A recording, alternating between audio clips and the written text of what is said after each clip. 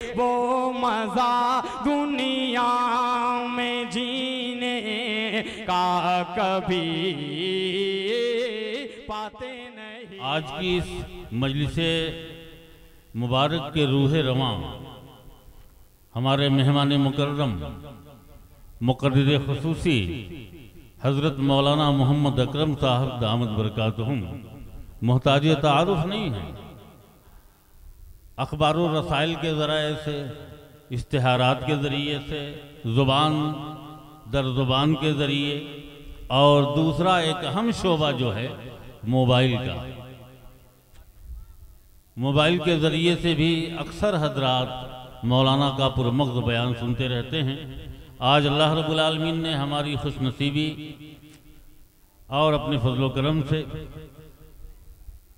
इस अजीम शख्सियत को हमारे दरमियान पहुंचा दिया है।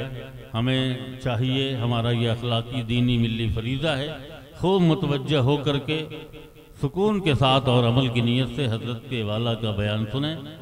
तशरीफ़ ला चुके हैं हज़रत स्टेज पे, और मैं बासिंदगान वलीदपुर की तरफ से पुरजोश खैर मकदम के साथ इनकी खिदमत में जज़्बे तशक्कुर भी पेश करता हूँ। काबिल एहतराम हाज़रीन, हज़रत मौलाना मोहम्मद अकरम साहब कासमी मुद्दज़िल्लहुल आली जो झारखंड से तशरीफ़ लाए हुए हैं और झारखंड जमीयत उलमा के सदर मोहतरम भी है, सेक्रेटरी भी हैं, और मजमा जो मुंतशिर है, मैं चाहता हूँ कि हमारी तवज्जो का एक बहुत बड़ा सबूत ये भी होगा कि हम ज़रा मुज्तमा हो जाएं, इकट्ठा हो जाएं, और बीच में की जो जगहें खाली हैं इन्हें पूर्ण कर लिया जाए तो बेहतर होगा। इसलिए कि हमारे दरमियान हमारे सामने जो बातें आने वाली हैं उससे बेहतर कोई बात नहीं, उससे बढ़कर कोई बात नहीं, और वो दोनों जहान की कामयाबी की ज़ामिन है। इसलिए हमारा ये अखलाकी तकाज़ा है, ईमानी तकाज़ा है। जो हजरात इधर उधर मुंतशिर हैं, बराए मेहरबानी वो जलसागाह में आ जाएं, खाली जगहों को पुर कर लें, ताकि हज़रत वाला पूरी तवज्जो के साथ आप तक अपनी पुरमग़्ज़ बातें पहुँचा सकें। मैं बड़े अदब एहतराम के साथ हज़रत मौलाना मोहम्मद अकरम साहब कासमी दारुल मोहतमिम मदरसा हस्सान साबित रज़ी अल्लाह तआला और जनरल सेक्रेटरी झारखंड जमीयत उलमा से गुजारिश कर रहा हूँ कि तशरीफ़ लाएँ और हम सब को अपने पुरमग़्ज़ बयान से मुशर्रफ फरमाएँ, मुस्तफ़ीद फरमाएँ। मौलाना के बयान के बाद इंशाअल्लाह फिर दुआ होगी, और दुआ के बाद इंशाअल्लाहुल अज़ीज़ फिर हज़रात शोराए किराम जो हैं नातिया कलाम इंशाअल्लाह आपकी खिदमत में पेश करते रहेंगे, और आप अमीर दिल में सुखने कदमे हर एक अंदाज से इनका ताउन करते रहेंगे। अस्सलामु अलैकुम वरहमतुल्लाहि वबरकातुह।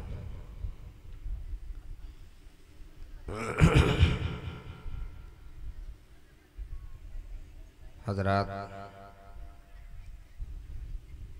बहुत ही अदब के साथ मेरी एक गुजारिश है।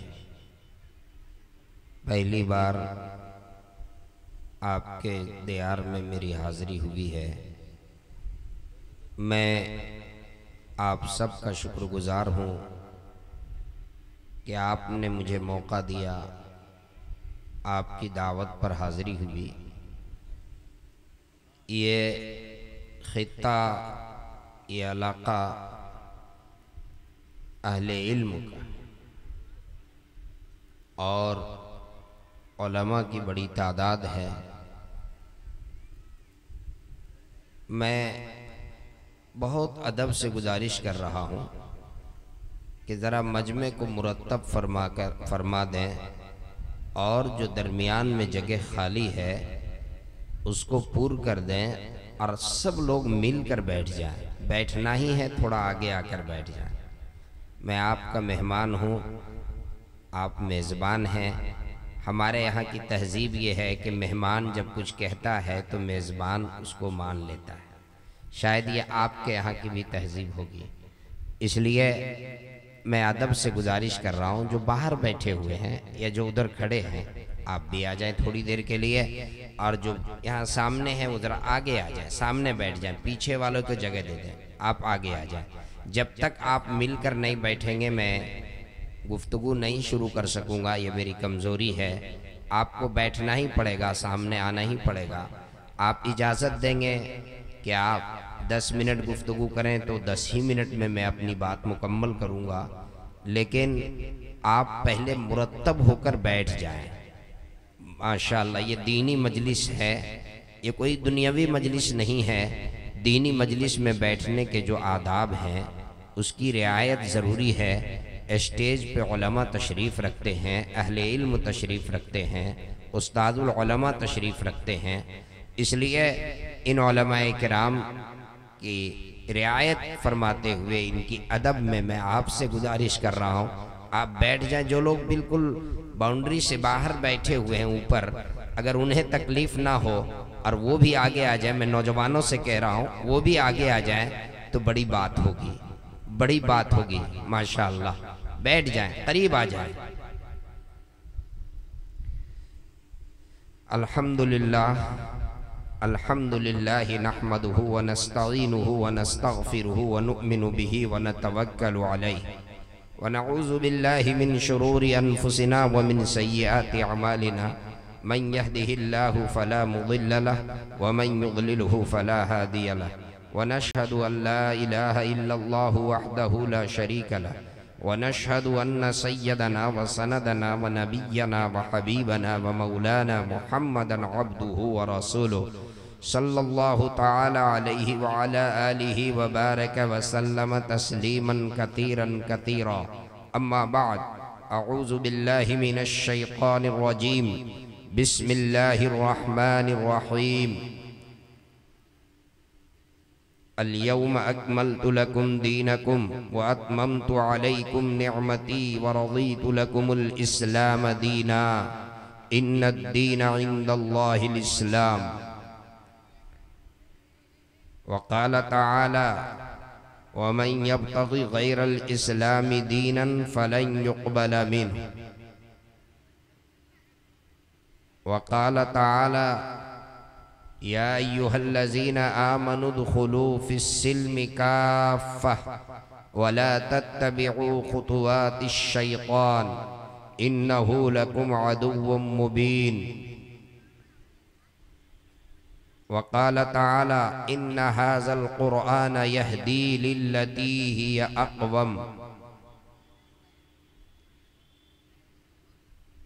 वक़ाल नबी सल्लल्लाहु अलैहि वसल्लम अद्दिबू औलादकुम अला तलाति ख़िसाल, हुब्बु नबिय्यिकुम व हुब्बु अहली बैतिही व तिलावतुल क़ुरआन औ कमा क़ाल नबी सल्लल्लाहु अलैहि वसल्लम। सदक़ल्लाहु मौलानल अज़ीम व सदक़ रसूलुहुन नबियुल करीम व नहनु अला ज़ालिका लमिनश शाहिदीन वश्शाकिरीन। अल्लाहुम्मा सल्लि अला सय्यिदिना व सनदिना व नबिय्यिना व हबीबिना व मौलाना मुहम्मदिन व बारिक व सल्लिम। इंतहाई अज़ीमुल मर्तबत सदर इजलास हज़रत मौलाना खलील वारिस साहब ज़ीदा मजदहू, सरपरस्त इजलास हज़रत उस्तादुल असातिज़ा हज़रत मौलाना खैरुल बशर साहब मद्दज़िल्लहुल आली, स्टेज पे तशरीफ़ फरमा, दीगर तमाम मुअक्कर अकाबिर उलमाए किराम, मिल्लत इस्लामिया के गय्यूर नौजवानों, मेरे बुज़ुर्गों, पर्दा नशी मेरी माँओं और बहनों, आज का ये इजलास आम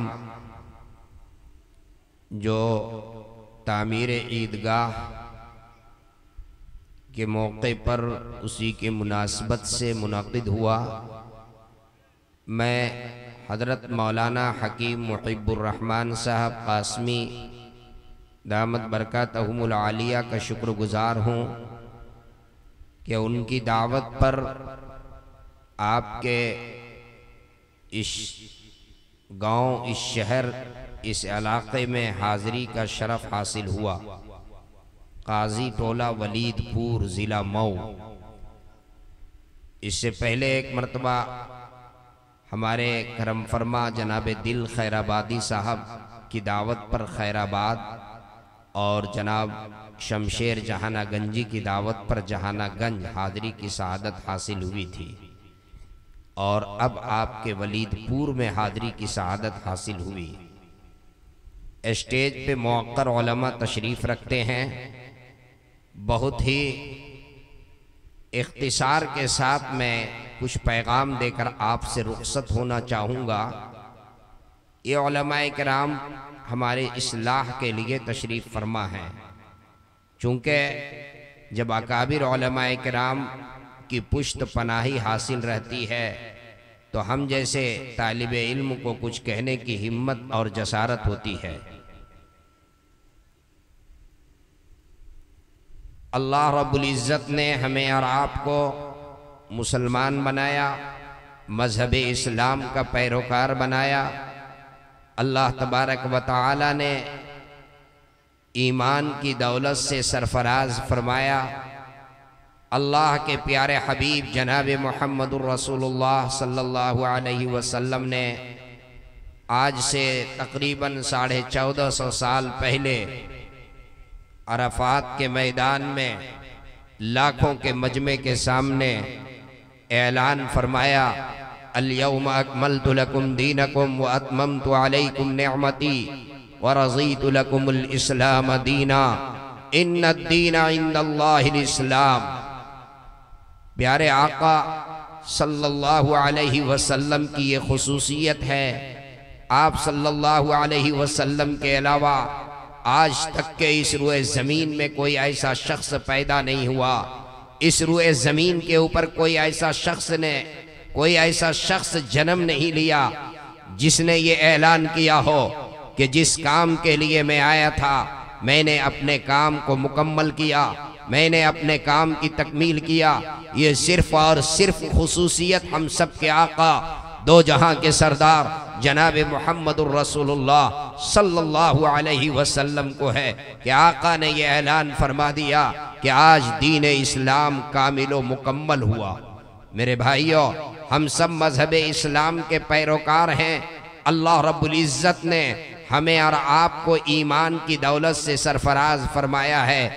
ईमान ये एक बहुत अजीम नेमत है, ये बहुत कीमती नेमत है, ये अजीम सरमाया है, और हम सब ईमान वाले हैं। हमारी ये जिम्मेदारी बनती है कि हम अपने ईमान की हिफाजत करें। अल्लाह ने जिन नेमतों से हमें और आपको सरफराज फरमाया है उन नेमतों की हिफाजत की जिम्मेदारी भी हमारे ऊपर है। अल्लाह ने हमें ईमान जैसी नेमत से सरफराज फरमाया। अल्लाह ने हमें अकल दी, अल्लाह ने हमें शऊर दिया, अल्लाह ने हमें माल दिया, अल्लाह ने हमें जान दी। हमारी जिम्मेदारी है कि हम ईमान की भी हिफाजत करें, हमारी जिम्मेदारी है अपनी जान की भी हिफाजत करें, हमारी जिम्मेदारी है अपने माल की भी हिफाजत करें, हमारी जिम्मेदारी है अपनी आबरू की भी हिफाजत करें, हमारी जिम्मेदारी है अपनी इज्जत की भी हिफाजत करें, हमारी जिम्मेदारी है अपनी अकल की भी हिफाजत करें। अगर हमने इसकी हिफाजत में कोताही की और कोताही करने के वजह से ये अल्लाह की अता करदा नेमत अगर ज़ाय हुई तो कल क़यामत के दिन जो है हमें इसका जवाब देना होगा। अल्लाह रब्बुल इज़्ज़त ने हमारी हिदायत के लिए कुरान करीम जैसी किताब पर रहमत फरमाई। अल्लाह तबारक व तआला ने कुरान करीम जैसा लाजवाल मुअजिज़ा इनायत फरमाया। एक मौके पर ये कुरान करीम के लाजवाल मुअजिज़ा के सिलसिले में मुझे एक वाक़या याद आया।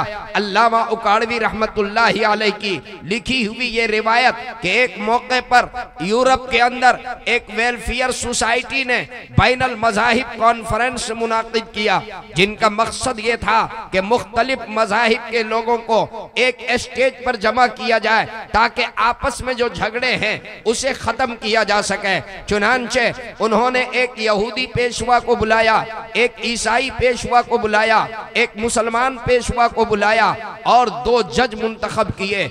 आप ये सवाल कर सकते हैं कि मज़ाहिब तो और भी है, फिर इन्हीं तीनों को क्यों बुलाया?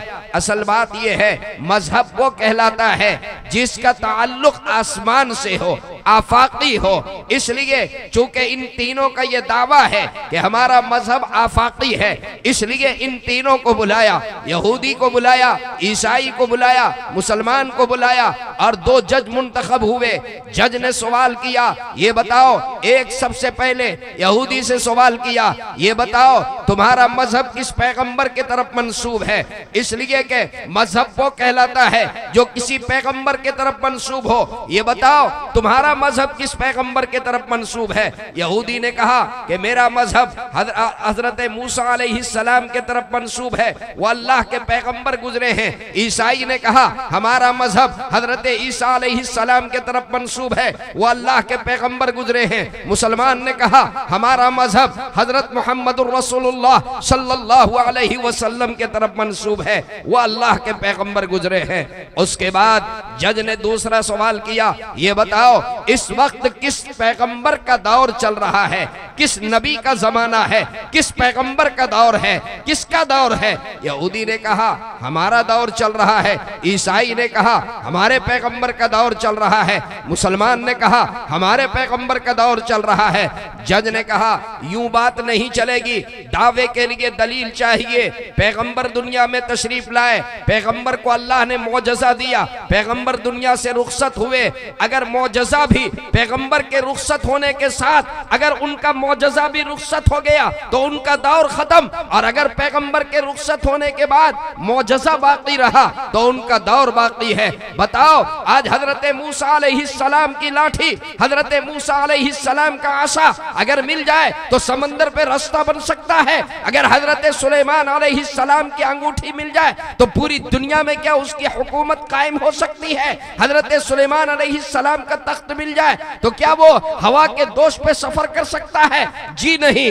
इसके बाद हजरत जज ने कहा अब बताओ किसका दौर चल रहा है? दावे के लिए दलील चाहिए। यहूदी भी खामोश हो गया, ईसाई भी खामोश हुआ, और जो मुसलमान था उसने कुरान करीम को अपने हाथ में उठाया, कुरान करीम को हाथ में लिया, खड़ा हुआ और कहा कि जज साहब सुनिए, ये मेरे पैगंबर का मौजज़ा है, ये मेरे आका का मौजज़ा है, ये कुरान करीम ये मेरे आका का मौजज़ा है।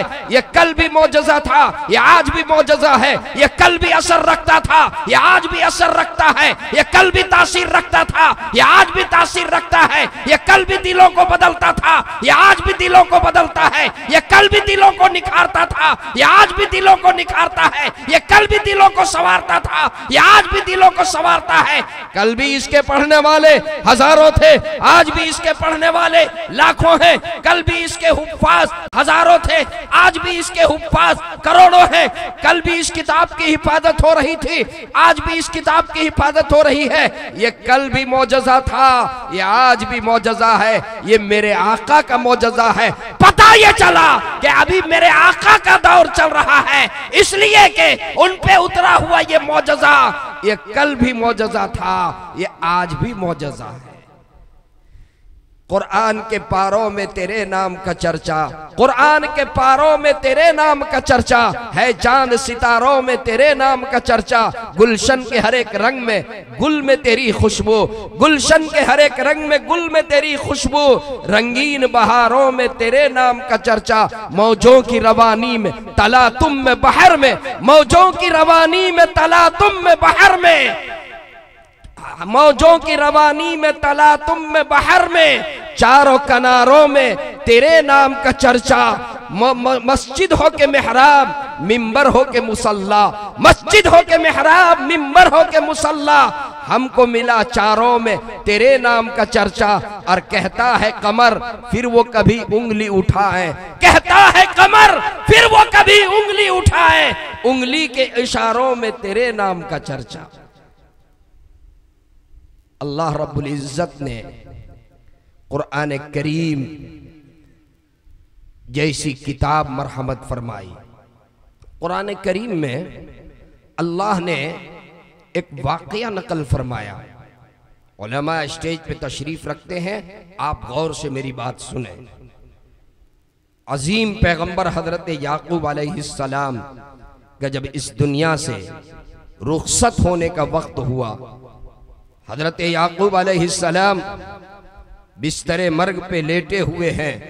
दस्तूर ये है कि जब किसी के दुनिया से जाने का वक्त होता है तो उनके अजीज व अकारिब उनके इर्द गिर्द बैठ जाते हैं।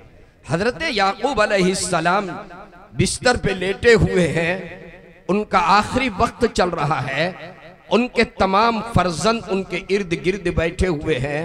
हजरत याकूब अलैहिस्सलाम कौन है, पहले ये सुनिए। हजरत याकूब अलैहिस्सलाम अल्लाह के पैगंबर हैं।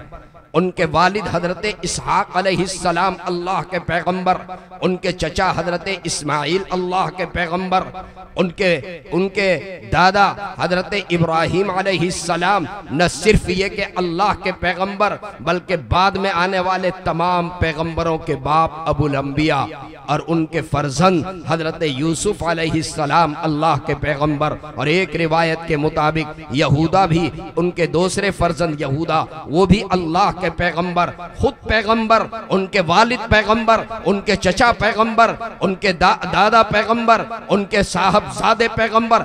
आप सोच सकते हैं वो तकवा और तहारत के किस मकाम के ऊपर फाइज होंगे, तकवा और तहारत के किस बुलंद मकाम के ऊपर फाइज होंगे। उसके बावजूद हजरत याकूब अलैहिस्सलाम अपनी औलाद से मुखातब होते हैं और अपनी औलाद से सवाल फरमाते हैं, ये बताओ मा ताबुदून मिन बादी, ये बताओ कि तुम मेरे बाद किसकी इबादत करोगे, तुम मेरे बाद किसकी इबादत करोगे। सबों ने बैक आवाज, सबों ने बैक वक्त ये जवाब दिया, हम आपके खुदा, आपके खुदा, आपके वालिद हजरत इसहाक अलैहिस्सलाम के खुदा, इस्माइल अलैहिस्सलाम के खुदा, इब्राहिम के खुदा, हम सब के खुदा, एक खुदा की इबादत करेंगे। हजरत याकूब अलैहिस्सलाम को ये सवाल करने की जरूरत क्यों पड़ी, हजरत याकूब अलैहिस्सलाम के दिल में ये ख्याल क्यों पैदा हुआ। खुद पैगंबर है, ये पैगंबरों का खानदान है, शजरा पैगंबर का है, ऊपर भी पैगंबरी है, नीचे भी पैगंबरी है। इसके बावजूद हजरत याकूब अलैहिस्सलाम अपनी औलाद से ये सवाल फरमाते हैं, ए मेरे बेटो ये बताओ कि तुम मेरे बाद किसकी इबादत करोगे। ये सवाल क्यों पैदा हुआ, उनके दिल के अंदर ये खदशा क्यों लाहिक हुआ। वजह ये बनी कि हजरत याकूब अलैहिस्सलाम मुल्क मिस्र में रहते थे। वहां पर उस वक्त जो लोग आबाद थे उनमें अक्सरियत उन लोगों की थी जो बादशाहों की परस्तिश किया करते थे, सूरज और चांद और सितारों की परस्तिश किया करते थे, मज़ाहिर कुदरत की परस्तिश किया करते थे। इसलिए चूंकि वो मुशरिकीन थे और मुशरिकीन का गलबा था, इसलिए हजरत याकूब अलैहिस्सलाम को ये अंदेशा लाहिक हुआ कि कहीं ऐसा ना हो अक्सरियत अकलियत को निगल ले और ये ईमान के ऊपर आने वाली हमारी नस्लें ये ईमान पर कायम न रह सकें। इसलिए इन्होंने ये सवाल किया, ऐ मेरे वलीद पीरपुर के मेरे नौजवान जिम्मेदारों और मेरे जिम्मेदार भाइयों, मैं आपसे मुखातब हूँ, मैं आपको ये पैगाम देना चाहता हूँ। आज जिन हालात से हम और आप गुजर रहे हैं, यकीनन यहाँ भी यही पोजीशन है, हम अकलियत में हैं। आज हमें अपनी नस्लों के ईमान की फिक्र करनी है, हमें अपने नौजवान नस्लों की फिक्र करनी है, हमें अपने नौजवान नस्लों और अपनी आइंदा आने वाली नस्लों के ईमान की फिक्र करनी है। आज सबसे अहम बात यही है, आज सबसे अहम तकादा यही है कि हमारी नस्लें ईमान के ऊपर बाकी रहे, हमारी नस्लों के नस्लें और हमारे मुस्तकबिल जो है आने वाली नस्लें ईमान पर कायम रहे।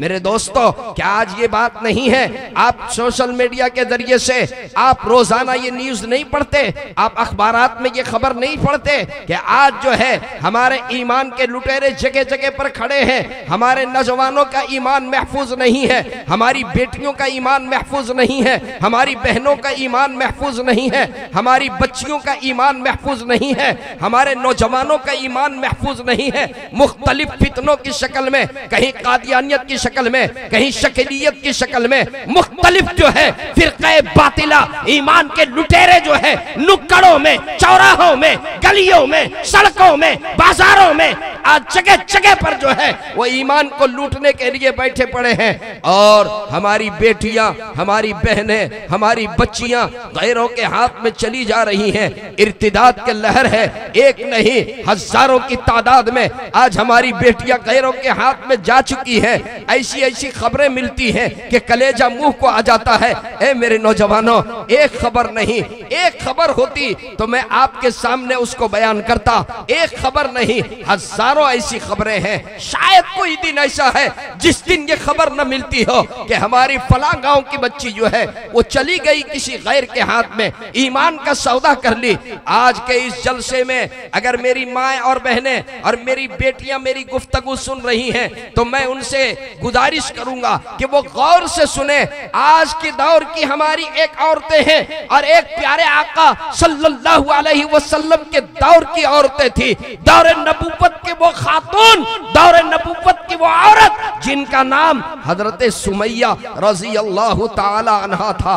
अल्लाह अल्लाह, हजरत सुमैया रजी अल्लाह अन्हा चली जा रही है। रास्ते में गुरु घंटाल उस वक्त का अबू जहल जो है वो खड़ा है, वो रास्ता रोकता है और वो कहता है कि ए सुमैया ठहर जाओ, रुक जाओ, खड़ी हो जाओ और सुनो मेरी बात सुनो।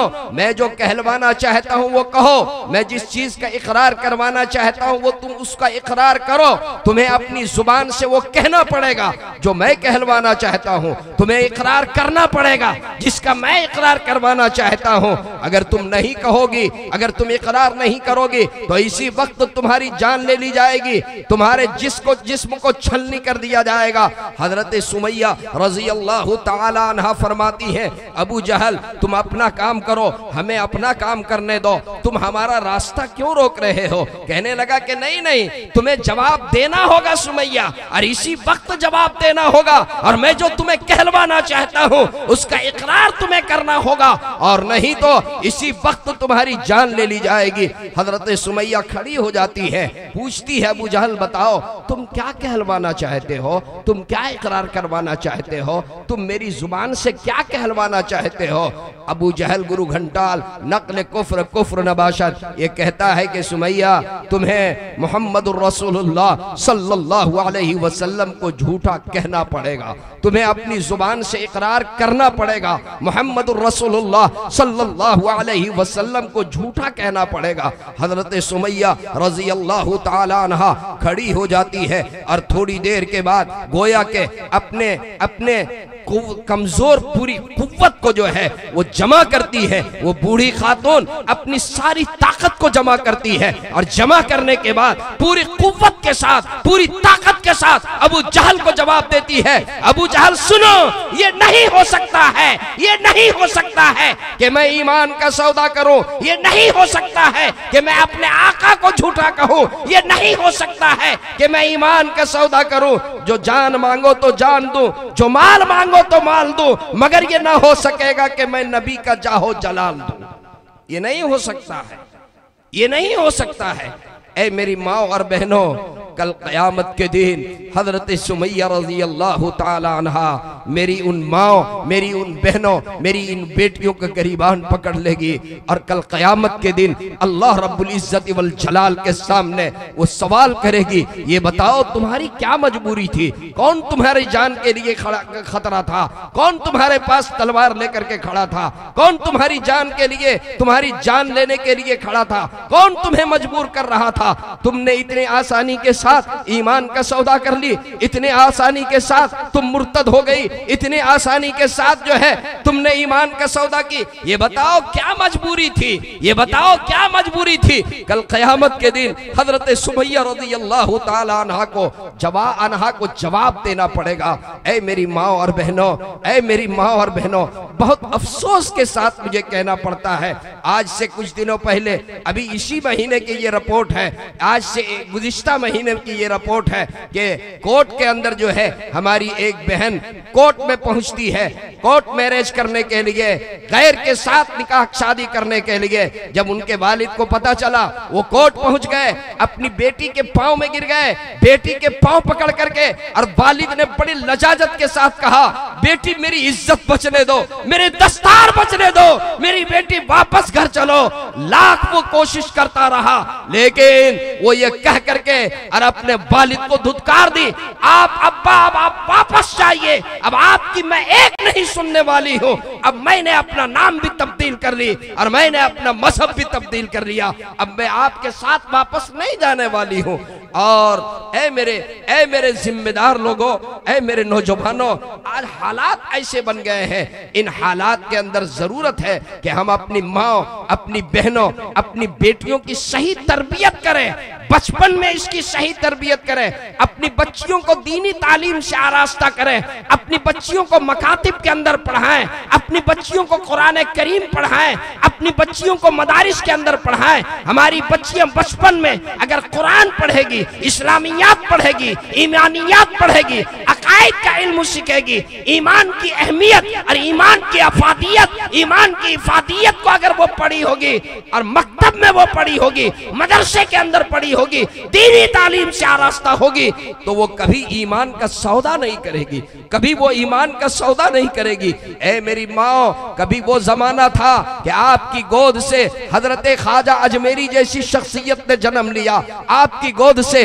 हजरत निजामुद्दीन औलिया ने जन्म लिया, आपकी गोद से बाबा कुतुबुद्दीन बख्तियार काकी ने जन्म लिया, आपकी गोद से बाबा फरीदुद्दीन गंज शकर ने जन्म लिया, आपकी गोद से हजरत बायजीद बुस्तामी ने जन्म लिया, आपकी गोद से हजरत शेखुल हिंद ने जन्म लिया, आपकी गोद से शेखुल इस्लाम ने जन्म लिया, आपकी गोद से मुफक्किर मिल्लत मौलाना अबुल हसन अली नदवी रहमहुमुल्लाह जैसी शख्सियतों ने जन्म लिया। ऐ मेरी माँ और बहनों, आज क्या बात है, आपकी गोद से जन्म लेने वाली बेटी जिसका नाम आयशा, नाम ज़ैनब, नाम उम्मे कुलसूम, नाम फातिमा है, और वो अपने माँ बाप से ये कहती है कि नाम मेरा जरूर ज़ैनब, नाम मेरा जरूर आपने आयशा रखा था, लेकिन अब मैं अपना नाम भी तब्दील करती हूँ और अब मैं अपना मजहब भी तब्दील करती हूँ। और मेरे दोस्तों, ये एक तो वाकयात नहीं है, हजारों ऐसे वाकयात हैं, हजारों ऐसे वाकयात हैं। सच्ची बात ये है, आज इस बात की जरूरत पड़ती है, ये सबसे अहम बात है, ये सबसे अहम पैगाम है, ये सबसे अहम फिक्र करने की बात है कि कैसे हमारी नस्लों का ईमान महफूज रहे, हमारी बच्चियों का ईमान महफूज रहे, हमारी बेटियां ईमान के ऊपर कायम रहे। काश के हम अपनी बच्चियों की सही तरबियत करें, अपने बच्चों की सही तरबियत करें, अपने बच्ची और बच्चों को दीनी तालीम से आरास्ता करें, अपनी बच्चियों को शुरू में जो है मकतब के अंदर भेजें, पहले अपनी बच्चियों को कुरान करीम पढ़ाएं, दीन की जरूरी चीजें अपनी बच्चियों को समझाएं। मैं बड़ी जिम्मेदारी के साथ कहता हूं, ऐ मेरी माँ, आपकी तरबियत के नतीजे में ये जो अकाबिरीन जिनका नाम मैंने पेश किया, ये जो अल्लाह के वली जिनका नाम मैंने पेश किया, ये आपकी तरबियत का नतीजा था। हजरत बायजीद बुस्तामी अलैहि रहमा, अल्लाह अल्लाह, उलमाए किराम स्टेज पे तशरीफ रखते हैं। जरा सुनिए, हमारी माएँ और बहनें, हमारी माएँ अपने बच्चों की कैसी तरबियत किया करती थी। हजरत बायजीद बुस्तामी अलैहि रहमा, जब इनकी उम्र 5 साल थी, गौर से सुनिए मेरे वलीदपुर के जिम्मेदार लोगों और ये जलसा कराने वाले तमाम नौजवानों, मैं आपको मुबारकबाद पेश करता हूं। आपने दीनी जलसा किया और दीनी जलसे के लिए आपने इतना खर्च किया, उलमाए किराम को बुलाया, आपने दीनी जलसे के लिए सबों को मदऊ किया, आपने इसके लिए एहतमाम किया। आज के इस गए गुजरे दौर में, फितनों के दौर में, जब दुनियावी मजलिसों की तरफ लोग मुतवज्जे होते हैं और दुनियावी मजलिसों का इनेकाद करते हैं, दीनी मजलिस का इनेकाद करना, दीन की बात सुनने के लिए जमा होना, दीन की बात कहने के लिए उलमा को बुलाना, ये नेक फाल है, ये खुश आइन बात है। क्यों? इसलिए कि जब दीन की बात कही जाती है, जब दीन की बात सुनी जाती है, तो अल्लाह रब्बुल इज्जत के तरफ से हिदायत के फैसले उतरते हैं। ऐ मेरी माँ और बहनों, आपकी तरबियत के नतीजे में हजरत बायजीद बुस्तामी, जिनकी उम्र 5 साल थी, वालिद अल्लाह के प्यारे हो चुके थे। वालदा को फिक्र लाहिक हुई कहीं ऐसा ना हो कि मेरा ये बच्चा गलत बच्चों की सोहबत में लग करके बिगड़ जाए। किसी ने बताया फला मोहल्ले में फला गांव में एक मदरसा है, उस मदरसे को चलाने वाला एक अहलुल्लाह है, एक साहिब निस्बत बुजुर्ग है, आप अपने बच्चे को उस मदरसे में दाखिल कर दें, आपके बच्चे की वहां सही तरबियत हो जाएगी।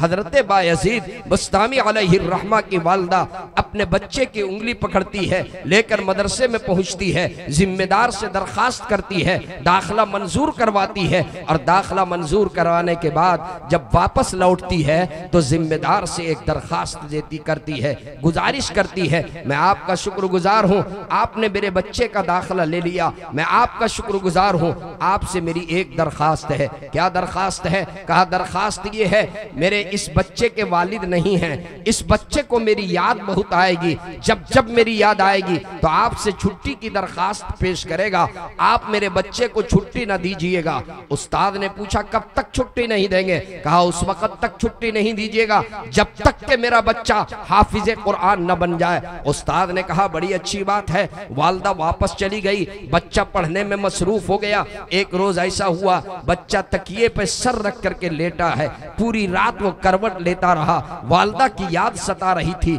नींद नहीं आई। सुबह उठते ही एक दरखास्त लिख करके उस्ताद की खिदमत में पहुंचा, हजरत मुझे एक दिन की छुट्टी दे दीजिए, मैं अपनी वालदा से मुलाकात के लिए जाना चाहता हूं। उस्ताद एक तरफ मासूम बच्चे के चेहरे को देख रहे हैं और एक तरफ माँ से किया हुआ वादा याद आ रहा है। उस्ताद के जहन में एक तदबीर आई, सांप भी मर जाए और लाठी भी न टूटे। उस्ताद ने कहा कि बेटा मैं तुम्हें छुट्टी जरूर दूंगा, एक शर्त है। बच्चे ने कहा क्या शर्त है? माशाअल्लाह यहाँ मदारिस में जेर तालीम तलबा की भी एक काफी तादाद मेरी निगाहों के सामने है। ए मेरे बच्चों जरा आप भी गौर से सुनो, पढ़ने के लिए क्या कुर्बानियां दरकार हैं, किसी लायक बनने के लिए किन कुर्बानियों की जरूरत पड़ती है, जरा गौर से सुनो। उस्ताद ने कहा बेटा शर्त यह है कि जो सबक मैं तुम्हें दूं वो सबक याद करके तुम सुना दो। अगर सबक तुमने सुना दिया तो तुम्हारी छुट्टी है, नहीं सुनाया तो तुम्हारी छुट्टी नहीं है। बच्चा खुश हो गया, उस्ताद ने किताब पे निशान लगा दिया। बच्चा खुशी खुशी वहां से उठा, दरसगाह में गया, किताब रेहल पे रख करके जब किताब को खोला, बच्चे ने जो सबक पे निशान लगाया गया था जब उसको गौर से देखा तो मायूस हो गया, इसलिए कि उस्ताद ने बजाय एक दिन के सबक देने के 4 दिन में जितना सबक वो याद करता था उतना निशान एक ही दिन में लगा दिया, ताकि ना ये सबक याद कर सके और ना इसे छुट्टी हो।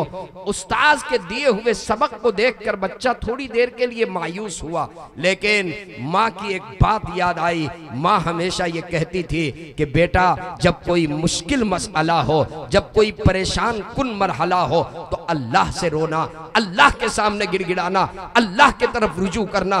बच्चा किताब रेहल के ऊपर रखता है, अपने मासूम हाथों को उठाता है, अल्लाह के सामने यूं दुआ करता है, ऐ लाहुल आलमीन, ऐ अल्लाह उस्ताद ने जो सबक दिया है, ऐ अल्लाह तू खूब जानता है उस सबक को एक दिन में याद करना नामुमकिन तो नहीं लेकिन मुश्किल जरूर है, लेकिन ऐ अल्लाह अगर तू चाह ले तो कोई मुश्किल भी नहीं, अगर तू चाह ले तो कोई मुश्किल नहीं। ये कहकर सबक याद करना शुरू किया, सबक अजबर याद हो गया। उस्ताद की खिदमत में पहुंचा, कहा हजरत सबक सुन लीजिए। उस्ताद ने ताज्जुब से पूछा बेटा सबक याद हो गया? कहा कि हाँ सबक याद हो गया। कहा सुनाओ। सबक सुनाना शुरू किया, अजबर सुना दिया, कहीं नहीं रुका, कहीं नहीं अटका। उस्ताद अपनी उंगली दांत में दबा करके रह गए। पहले उस्ताद कह चुके थे अगर तुम सबक सुना दो तो तुम्हारी छुट्टी है। कहा कि बेटा अब तुम्हारी छुट्टी है, लेकिन अब तुम जाओ अपनी वालिदा से मुलाकात करके आ जाओ, एक दिन की तुम्हारी छुट्टी है। बच्चा खुशी खुशी उठा और खेत खलियान के रास्ते को तय करता हुआ अपने घर के तरफ रवाना हुआ। गांव का रहने वाला था, मदरसा भी गांव के अंदर था, खेत खलियान का रास्ता था। बच्चे के दिल में ये तमन्ना, बच्चे के दिल में ये ख्वाहिश, बच्चे के दिल दिल में ये आरज़ू कि मैं घर पहुंचूंगा तो मेरी वालदा मुझे गोद में उठा लेगी, मेरी वालदा मेरी पेशानी को चूम लेगी, मेरी वालदा मुझे मिठाई भी खिलाएगी, मेरी वालदा मुझको खाना भी खिलाएगी, मेरी वालदा मुझको ढेर सारी दुआएं दे करके और फिर दोबारा मदरसा रुखसत करने के लिए आएगी। इन सारी आरजुओं के साथ जब बच्चा घर पहुंचा, दरवाजा बंद मिला, दरवाजे पे दस्तक दी, अंदर से आवाज आई, कौन? कहा अम्मी जान, आपका लख्त जिगर, आपका नूरे नजर बायजीद। अंदर से जवाब मिला, कौन बायजीद? मेरा बायजीद उस वक्त मेरे घर आएगा जब हाफिज कुरान बन जाएगा, अभी आने वाला बायजीद मेरा बायजीद नहीं हो सकता। बच्चा घंटों दरवाजे पे खड़ा रहा, रोता रहा, सिसकता रहा, बिलखता रहा, माँ की नजरे इनायत को देखने के लिए, नजरे शफकत को देखने पाने के लिए घंटों बच्चा दरवाजे पे खड़ा रोता रहा। लेकिन माँ ने यह कहकर दरवाजा खोलने से इनकार कर दिया, मेरा बच्चा उस वक्त मेरे घर आएगा जब हाफिज कुरान बन जाएगा। बच्चा समझ गया माँ नहीं चाहती मेरा ध्यान तालीम से तकसीम हो। बगैर अपनी वालदा से मिले हुए बच्चा वापस मदरसे के अंदर दाखिल हुआ। जब सदर गेट के रास्ते से बच्चा अंदर दाखिल हुआ, उस्ताद की निगाह उनके ऊपर पड़ गई। उस्ताद ने जोर से पुकारा और आवाज दे करके कहा, बायजीद तुम घर नहीं गए? घर नहीं गए? बायजीद के दोनों आंखों में आंसू, दोनों आंखें नम हो गई, दोनों आंखों से आंसू के कतरे टपक पड़े। अंदर से वो उसको छुपा न सका। उस्ताद तो मदरसे में बच्चों के लिए बाप की हैसियत रखता है और बाप की तरह से बच्चों की परवरिश और बच्चों को पालता और बच्चों की तरबियत करता है। उस्ताद ने जब आंखों में आंसू देखा तो 5 साल के बायजीद को गोद में उठा लिया और कहा कि बेटा मैंने तो तुमको छुट्टी दे दी थी, तुम घर क्यों नहीं गए? घर क्यों नहीं गए? कहा क्या हजरत मैं घर जरूर गया और घंटों दरवाजे पे खड़ा रहा, माँ की नजर शफकत को पाने के लिए मेरी निगाहें तरसती रही, लेकिन माँ ने यह कहकर दरवाजा खोलने से इनकार कर दिया कि मेरा बेटा उस वक्त मेरे घर आएगा जब हाफिज कुरान बन जाएगा। मैं समझ गया कि मेरी माँ नहीं चाहती मेरा ध्यान तालीम से तकसीम हो, इसलिए बगैर अपनी वालदा से मुलाकात किए हुए मैं वापस मदरसे के अंदर चला आया। उसके बाद उस बच्चे ने जो बात कही है और उस्ताद ने जो जवाब दिया है, ए वलीदपुर के मेरे नौजवानों और ए मेरी माँ और बहनों, जरा गौर से सुनो क्या बात उस बच्चे ने कही है। उसने कहा कि हजरत आपसे मेरी एक गुजारिश है, आज के बाद आप मेरे हक में 2 दुआएं फरमा दें। उस्ताद के कान खड़े हो गए। 5 साल का बच्चा क्या दुआ के लिए कह रहा है? कहा बेटा कौन सी दुआ करनी है? कहा हजरत आप मेरे लिए 2 दुआ फरमाएं। पहली दुआ तो ये फरमा दें कि मेरी माँ मुझको जो बनाना चाहती है वो मैं बन जाऊं। पहली दुआ ये फरमा दें कि मेरी माँ मुझको जो बनाना चाहती है वो मैं बन जाऊं।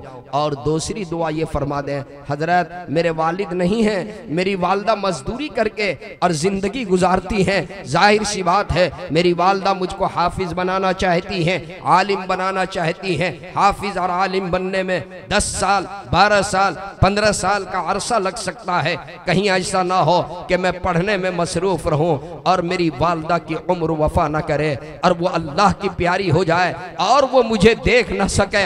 इसलिए आप ये दुआ फरमा दें कि अल्लाह मेरी वालदा की उम्र में इतनी बरकत दे दे कि जब हाफिज या आलिम बन करके, हाफिज और आलिम बन करके जब मैं घर जाऊं तो मेरी वालदा मुझको देख सके।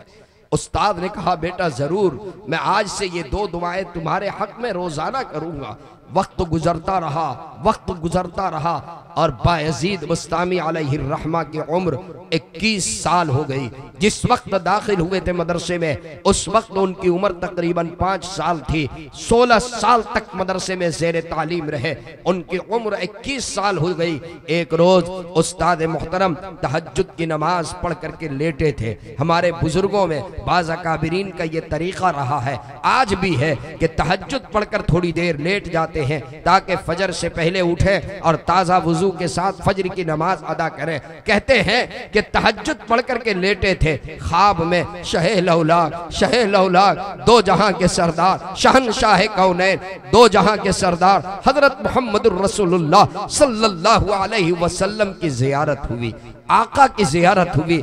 आका ने बशारत दी कि सुनो, वो तुम्हारा शागिर्द बायजीद जो तकरीबन 16 साल से तुम्हारी तरबियत में है, आज उसकी विलायत का फैसला हो चुका है, विलायत का फैसला हो चुका है। माँ की दुआ उसके हक में कबूल हो चुकी है। अल्लाह ने दीन की खिदमत के लिए उसे मुंतखब फरमा लिया है। इसलिए अब उसे खुशखबरी भी सुना दो और उसे छुट्टी भी दे दो, वो अपनी वालदा से मुलाकात के लिए जाए। उसे खुशखबरी भी सुना दो, छुट्टी भी दे दो। चुनांचे उस्ताद बायजीद को तलाश करने लगे, नींद खुली तलाश करने लगे, देखा कि वो भी तहज्जुद की नमाज पढ़ रहे हैं। उस्ताद इंतजार में रहे, तहज्जुद से फारिग हुए, उस्ताद आगे बढ़े, बायजीद को आवाज दी, गले से लगाया, सीने से लगाया, मुआनका किया, पेशानी को चूम करके कहा, ऐ मेरे बेटे, ऐ मेरे बेटे, आज माँ की दुआ तेरे हक में कबूल हो चुकी है। अल्लाह के यहाँ तेरी विलायत का फैसला हो चुका है, तुझे दीन की खिदमत के लिए मुंतखब किया जा चुका है।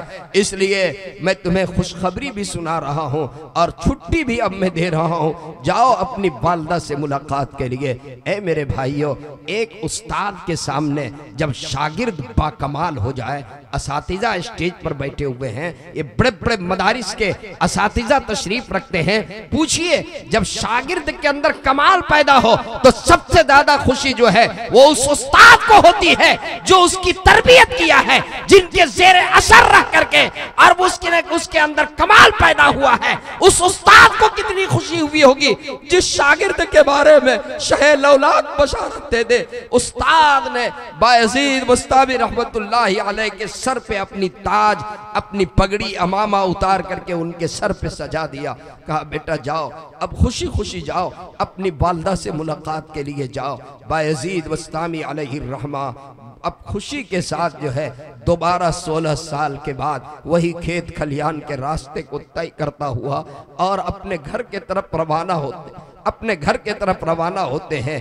घर पहुंचते हैं, वही यादें, वही पुरानी बातें और वही पुरानी 16 साल पुरानी यादें। माँ किस हालत में होगी, माँ किस कैफियत में होगी। जब घर पहुंचते हैं, दरवाजे पे दस्तक देते हैं। इत्तिफाक से ज्यों ही दरवाजे पे दस्तक देते हैं, अंदर से आवाज आती है, कौन? कहा अम्मी जान, आपका लख्त जिगर, आपका नूरे नजर, आपका बेटा बायजीद। फौरन माँ दरवाजा खोल देती है। ऐसा महसूस होता है कि माँ पहले से इंतजार में खड़ी है। दरवाजा जूं ही खोलती है, अपनी निगाहों के सामने 21 साल का खूबरू नौजवान, सर के ऊपर अमामा, पेशानी के ऊपर सजदे का निशान, अल्लाह अल्लाह, इस्लामी लिबास, चेहरे के ऊपर नूर देख करके और दिल पाक हो जाता है, खुश हो जाती है, आगे बढ़ती है। बायजीद आगे बढ़ते हैं अपनी माँ के तरफ। माँ अपने लख्ते जिगर के इस्तेमाल के लिए आगे बढ़ती है। माँ कहती है, ऐ मेरे बेटे, ऐ मेरे लख्ते जिगर, ऐ मेरे नूरे नजर, आज तेरे बाप के रूह को तस्कीन मिलेगी, तेरे बाप के रूह को सुकून मिलेगा। ऐ मेरे लख्ते जिगर, ऐ मेरे नूरे नजर, तेरे बाप की मन्नत पूरी हुई। जब तुम मेरे पेट में थे, तेरे बाप ने यह मन्नत मानी थी कि अगर बेटा होगा तो मैं अपने बेटे को हाफिज कुरान बनाऊंगा। ऐ मेरे लख्ते जिगर, मेरे नूरे नजर, तेरे बाप तो दुनिया में न रहे, लेकिन आज उनके रूह को सुकून मिलेगा। ऐ मेरे लख्ते जिगर, ऐ मेरे नूरे नजर, तेरे बाप की मन्नत पूरी हुई। मैं इससे पहले कि तेरे लिए गरम गरम करके गरम खाना पेश करूं, 2 मिनट रुक जाओ, मैं पहले अल्लाह के सामने सजदे शुक्र बजा लाऊं। 2 रकत नमाज पढ़ती है, अपनी जबी को बारगाह एज़दी में टेकती है, अल्लाह के सामने सजदे शुक्र बजा लाती है। ए अल्लाह, तेरा शुक्र है कि तूने मेरे बेटे को उस लायक बनाया जिस लायक मैं बनाना चाहती थी। ए अल्लाह, तेरा शुक्र है तूने मेरे बेटे को हाफिज और आलिम बनाया। ए मौला, तूने मेरी दुआ को शर्फ कबूलियत से बख्शा। ए अल्लाह तेरा शुक्र है, ए अल्लाह तेरा शुक्र है, ए अल्लाह तेरा शुक्र है। ए मेरी माँ, ए मेरी बहनों, जब आपकी तरबियत ऐसी थी तो आपकी तरबियत के नतीजे में आपकी होने वाली औलाद बायजीद बुस्तामी हुआ करते थे। आपकी तरबियत के नतीजे में आपकी होने वाली औलाद शेखुल हिंद और शेखुल इस्लाम हुआ करते थे। ए मेरी माँ और बहनों, मुझे अफसोस के साथ ये कहना पड़ता है, आज हमारी माँ कुरान की तिलावत नहीं करती, आज हमारी माँ नमाजों का एहतमाम नहीं करती, आज हमारी माओ के हाथों में मोबाइल है, अपना वक्त मोबाइल के अंदर जाय करती है, अपना वक्त टेलीविजन के अंदर जाय करती है। ए मेरी माँ और बहनों, पहले की माँ वो थी अपने बच्चे को लारियां देती थी, अपने बच्चे को दूध पिलाती थी तो कुरान की तिलावत किया करती थी, कुरान पढ़ा करती थी, बच्चे माँ के गोद में कई कई पारे कुरान सीख लिया करते थे। ए मेरी माँ और बहनों, मैं ये वाकया आपके सामने इसलिए नकल किया, आज जरूरत है कि हम अपनी आने वाली नस्लों की ऐसी तरबियत करें। हालात अजीबो गरीब हैं, ईमान के लुटेरे जगह जगह पर खड़े हैं, हमारी बच्चियों के ईमान का सौदा कर रहे हैं, हमारी बेटियों के ईमान का सौदा कर रहे हैं। और मेरे नौजवान नस्ल, मेरे नौजवानों, आज हमारे नौजवानों का ईमान महफूज नहीं है, तरह तरह के फितने हैं, तरह तरह के बातिल ताकतें हैं, ये शकीलियत का फितना, ये कादियानियत का फितना, ये वो फितने हैं हमें एहसास तक के नहीं होता, और वो हमारे अंदर दाखिल होकर के और वो ये कोशिश कर रहे हैं, ये जाहिर में मुसलमान रहे, नाम का मुसलमान रहे, नाम अब्दुल रहमान रहे, नाम अब्दुल रहीम रहे, नाम अब्दुल सलाम रहे, ऊपर से नाम के एतबार से मुसलमान रहे, लेकिन अंदर से फिक्र के एतबार से, ज़हनियत के एतबार से, अकीदे के एतबार से वो मोमिन न रहे। ये कोशिश चल रही है, इसलिए हमें होशियार होने की जरूरत है, हमें बेदार होने की जरूरत है। एक पैगाम तो मेरा इस ताल्लुक से था, दूसरा पैगाम इस्लाह मुआशरा के ताल्लुक से। ए मेरे नौजवानों, ए मेरे नौजवानों, आप मेरी बात गौर से सुनो, अगर मेरी बात से तकलीफ हो तो माफ करो। ए मेरे नौजवान दोस्तों, आज हमारे मुआशरे के अंदर कौन ऐसी बुराई है जिस बुराई में आज हमारा नौजवान मुब्तला नहीं है? कौन ऐसी बुराई है जिसमें हमारा मुआशरा मुब्तला नहीं है? हम झूठ बोलते हैं, हम चोरी करते हैं, हम गीबत करते हैं, हम जो है रिश्वत ले रहे हैं, हम नशा करते हैं, हम शराब पीते हैं, हम सूदखोरी कर रहे हैं, हमारे सीनों में अदावत है, हमारे सीनों में बुग़्ज़ है, हमारे सीनों में नफरत है, हमारे सीनों के अंदर जो है एक दूसरे के तई हमारे सीने के अंदर कीना है। आज हम नमाजों का एहतमाम नहीं करते, कुरान की तिलावत का एहतमाम नहीं करते, मस्जिदों को आबाद नहीं कर रहे हैं। इन मुश्किल हालात में भी इनाबत इल्लाह नहीं है, अल्लाह के तरफ हम मुतवज्जे नहीं हैं। ऐ मेरे नौजवानों, कोई ऐसी बुराई नहीं है जो हमारे मुआशरे के अंदर नहीं पाई जाती हो, कोई ऐसी बुराई नहीं है जिसका मुर्तकिब हमारा आप ना हो। सच्ची बात यह है, ये जमीन अल्लाह से फरियाद करती है, ए अल्लाह, कब तक के इस चोर को, कब तक के इस बदकार को, कब तक के इस शराबी को, कब तक के इस जुआरी को, कब तक के इस जानी को, कब तक के इस सूदखोर को, कब तक के इस बदमाश को, कब तक के इस निकम्मे को ए अल्लाह बर्दाश्त करो।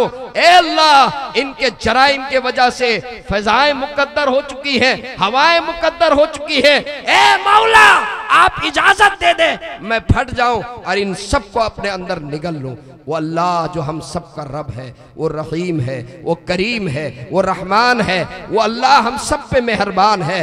अल्लाह तबारक व तआला फरमाता है कि नहीं, अभी मुझे अपने बंदों के तौबे का इंतजार है। ए मेरे नौजवानों, ये मोबाइल के अंदर, ये हाथ में, सबके हाथ में मोबाइल है। ये मोबाइल में कहा करता हूँ, ये जो है बुराई का जो है भंडारा है, इसके अंदर सारे तरह के जराइम के जो है, ये आज ये मोबाइल जो है ये बेहयाई को आम कर रहा है। ए मेरे नौजवानों, मोबाइल का इस्तेमाल हम सही करें। क्या ये सच्ची बात नहीं है कि मोबाइल का इस्तेमाल हम गलत कर रहे हैं? मोबाइल का इस्तेमाल गलत हो रहा है, मोबाइल के जरिए से बेहयाई आम हो रही है, मोबाइल के जरिए से गलत राब्ते हो रहे हैं, मोबाइल के जरिए से जिना आम हो रहा है, मोबाइल के जरिए से बदकारी आम हो रही है।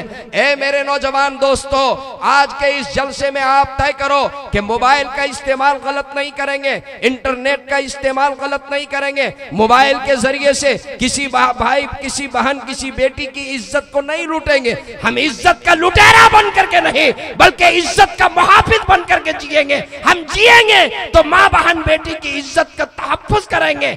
ए मेरे नौजवानों, प्यारे आका सल्लल्लाहु अलैहि वसल्लम के हम सब उम्मत हो। ए मेरे नौजवानों, जिस आका की उम्मत हो, प्यारे आका सल्लल्लाहु अलैहि वसल्लम की सीरत को पढ़ो, आका के अखलाक को पढ़ो, आका के किरदार को पढ़ो, आप सल्लल्लाहु अलैहि वसल्लम की सीरत तैयबा को पढ़ो, तब आपको मालूम होगा प्यारे आका सल्लल्लाहु अलैहि वसल्लम का अखलाक कैसा था, आपका किरदार कैसा था। मेरे दोस्तों, आज के हालात में इस बात की जरूरत है कि हम अपने अखलाक को बुलंद करें, अपनों के साथ, अपने पड़ोसियों के साथ, अपने रिश्तेदारों के साथ, अपने हमसाइयों के साथ, अपने बिरादरान वतन के साथ, अपने हिंदू भाइयों के साथ, अपने वतन में रहने वाले, अपने मुल्क के एक एक शख्स के साथ हम अपने अखलाक को आला करें, हम अपना अखलाक को बुलंद करें।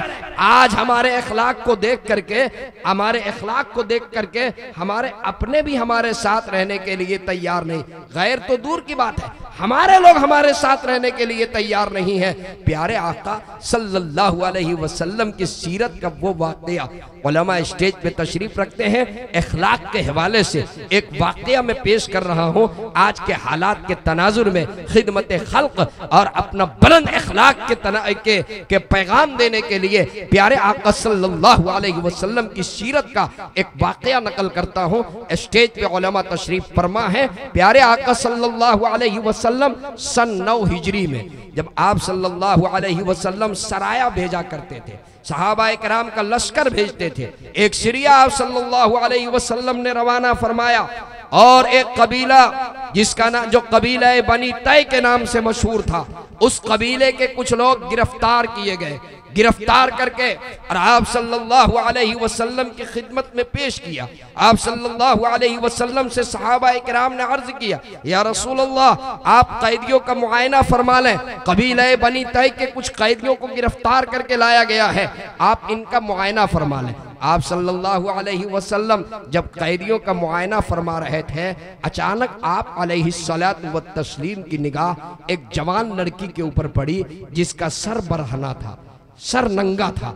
आका की जो ही निगाह पड़ी, जवान लड़की है, बरहना सर है, आका ने अपनी शान मुबारक से चादर उतारी और सहाबी रसूल से फरमाया, ये मेरी चादर जो है उस लड़की के सर के ऊपर डालो, उस लड़की के सर पे मेरी ये चादर जल्दी से डाल दो। सहाबी रसूल ने अर्ज किया, या रसूल अल्लाह, ये चादर आपकी पाक मुसफ़्फ़ा मुज़क्का, अल्लाह के रसूल, ये तो गैर की लड़की है, ये तो काफिर की लड़की है, ये तो मुशरिक की लड़की है, अल्लाह के रसूल आपकी चादर पाक है। प्यारे आका सल्लल्लाहु अलैहि वसल्लम ने फरमाया कि सुनो, बेटी बेटी होती है, चाहे वो काफिर की बेटी क्यों ना हो। मुझे मोहम्मद को मुझे ये पसंद नहीं है कि काफिर की बेटी भी नंगा सर रहे।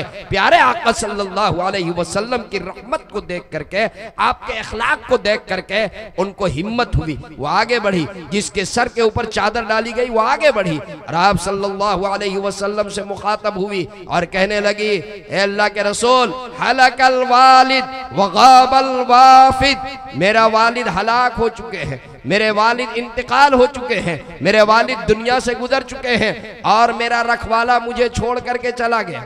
आका ने फरमाया, तुम्हारे वालिद कौन और तुम्हारा रखवाला कौन? कहा कि मेरे वालिद हातिम ताई, मैं हातिम ताई की बेटी हूँ। और कहा, अल्लाह के रसूल सुनिए, मेरे वालिद की कुछ खूबियाँ थी, युहिब्बुल अफ़्वा, वो माफी को पसंद करते थे, वो पड़ोसियों के साथ अच्छा मामला करते थे और वो किसी को झिड़कते नहीं थे, वो किसी को मायूस नहीं करते थे और किसी साइल को वो झिड़कते नहीं थे।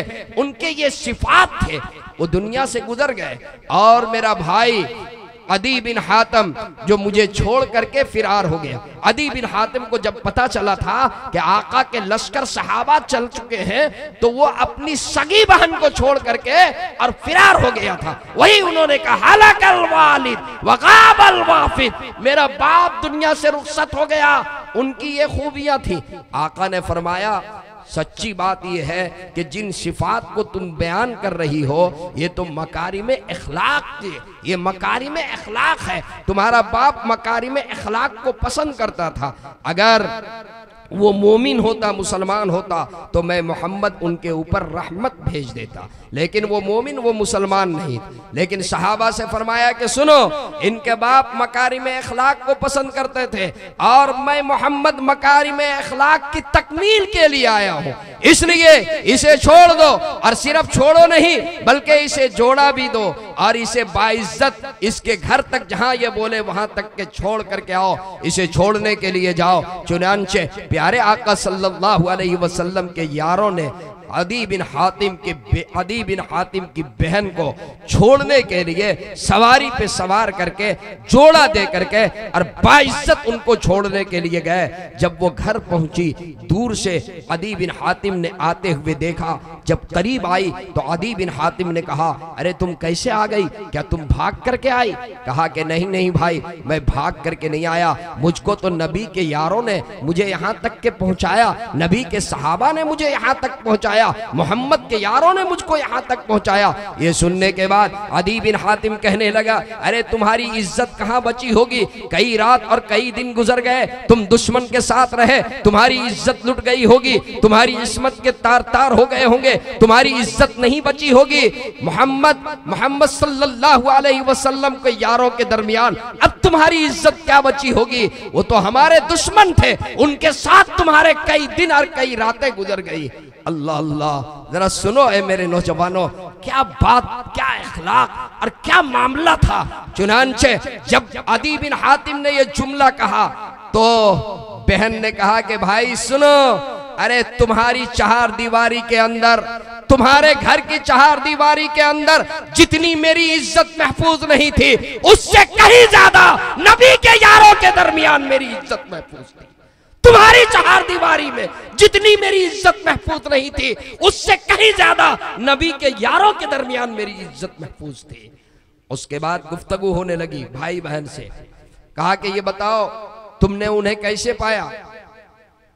तो कहा कि सुनो, मैंने जो सिफात उनके अंदर देखे, युहिब्बुल फकीर व यफुक्कुल असीरा व यरहमुस सगीरा व यारिफु क़द्रल कबीर।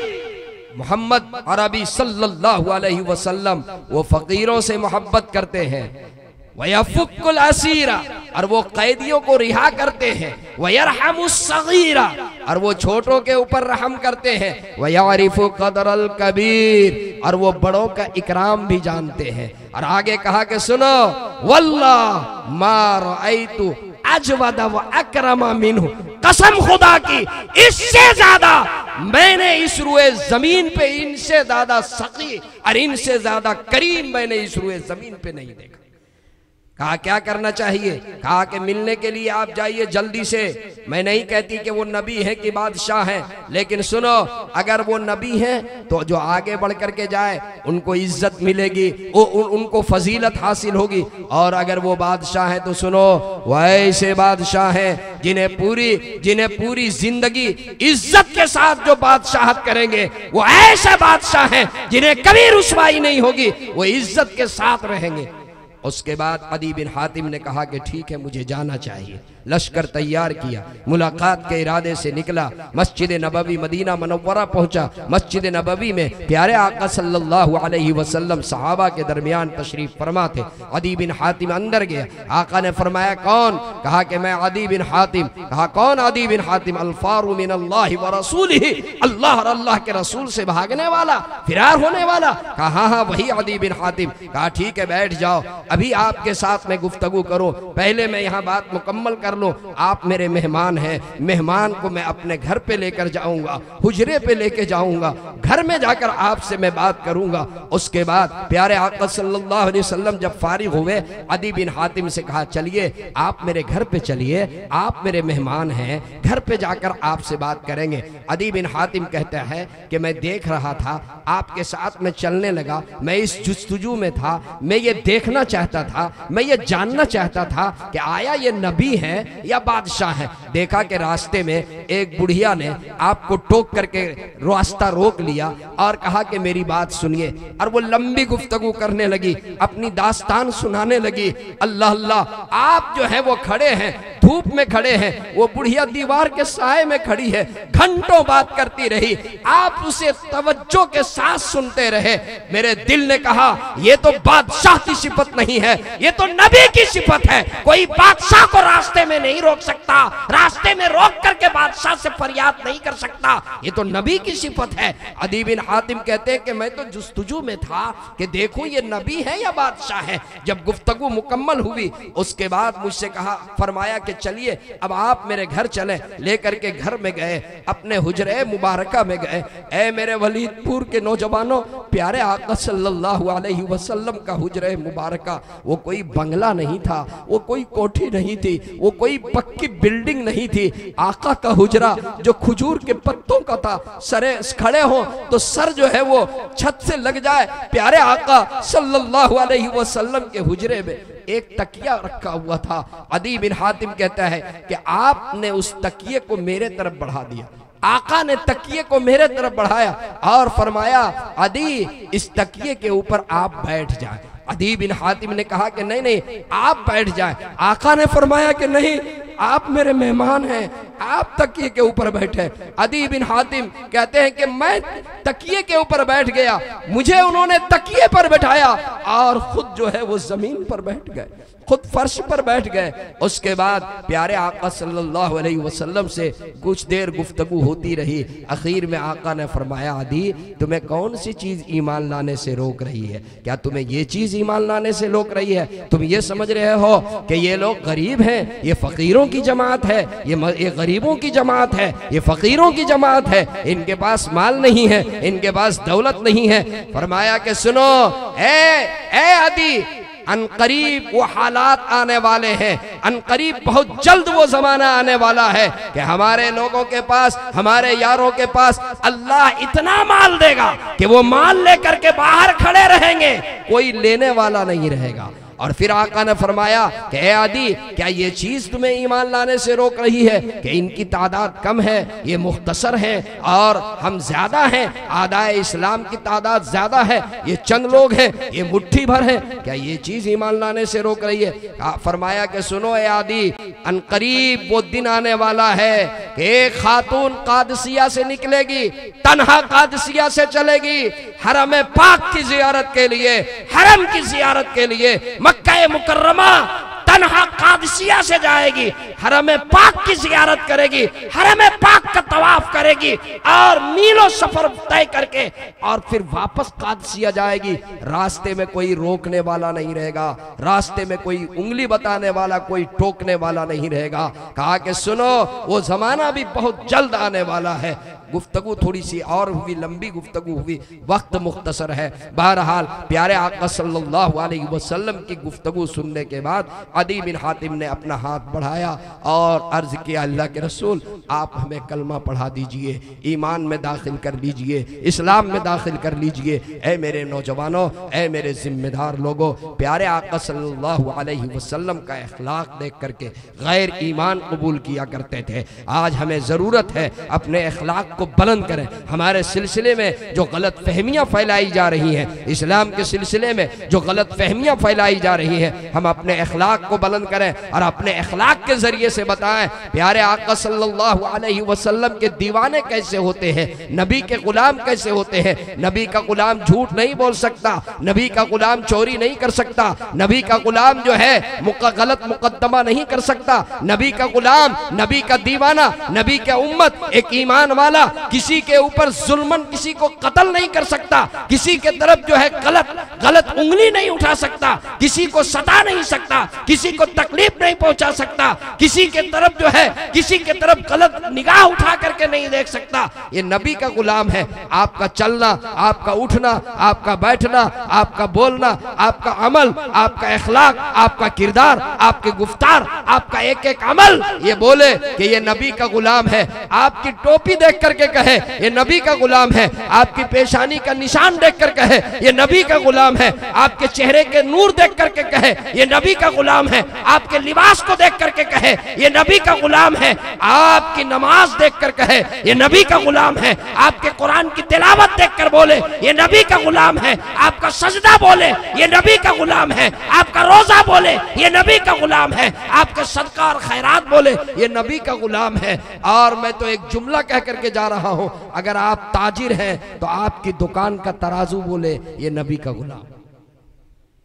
मेरे दोस्तों, मेरे नौजवानों, मेरे जिम्मेदार लोगों, मैं आपके आज के इस मुआशरे के अंदर जो खुराफात हैं, आज के इस मुआशरे के अंदर जो बुराइयां हैं, मैं उस जानिब थोड़ी सी निशानदही कर रहा था। ऐ मेरे नौजवानों, चूंकि अब वक्त मुकम्मल होने वाला है, मुझे चंद मिनट अब बाकी रह गए मेरी बात। मैं जो उन्वान के तहत गुफ्तगू करना चाहता था, शायद मेरी बात मुकम्मल नहीं हो पाई। मेरे नौजवान दोस्तों, बस मुख्तसर ये है, आप ये तय करो कि आज जो है हमारे अंदर जो कमी है, जो खराबियां हैं, जो जो जो हमारे मुआशरे के अंदर जो खराबियां हैं, हम उसको दूर करेंगे। ए नौजवानों, आप ही के ज़रिए से इनकलाब आएगा।